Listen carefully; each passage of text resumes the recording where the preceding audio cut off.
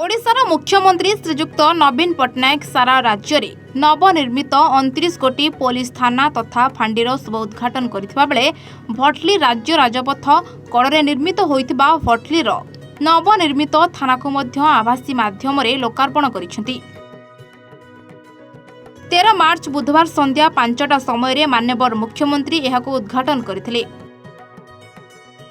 एही अवसर में अतिरिक्त आरक्षी अधिकारी सुरेश चंद्र नायक, भटली पंचायत समिति अध्यक्ष नित्यानंद प्रधान, एसएफ सुबोध कुमार साहू, बीपीसीएल प्रकल्प संयोजक संजीव पॉल, जिला सरपंच संघर सभापति गोविंद प्रधान, जिला परिषद सभ्य ईश्वर चंद्र साहू, सभ्य भारती भुए अतिथि भाव में उपस्थित थे।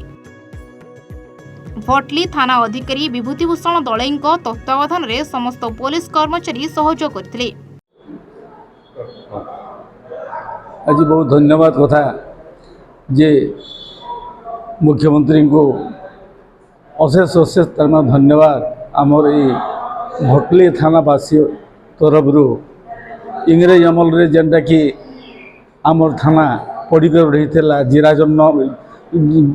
जराजीर्ण अवस्था आज का नुआ कोलेबर होन द्वारा कि परिवेश देखला बेल के भारी भल खुशी लगुचे।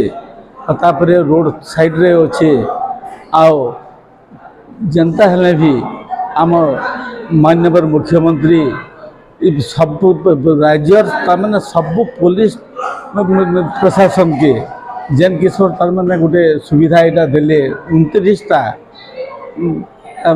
थाना फांडी एसडीपीओ ऑफिस देइछन।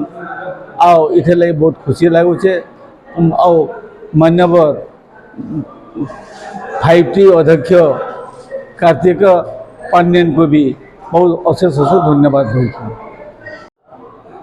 चढ़ेगाँ सरपंच सत्यवती साहू और आज आम माननीय मुख्यमंत्री 5T सचिव को धन्यवाद देवार के चाहूँ कहीं आमर आज भटली ब्लॉक चढ़ेगाँ पंचायत पिपलमुड़ा ठारे नूतन थाना गृहर उद्घाटन होती। माननीय मुख्यमंत्री को बहुत बहुत आम अंचलवासी तरफ धन्यवाद। भटलीरू राजेश कुमार मिश्र रिपोर्ट A1 ओडिशा।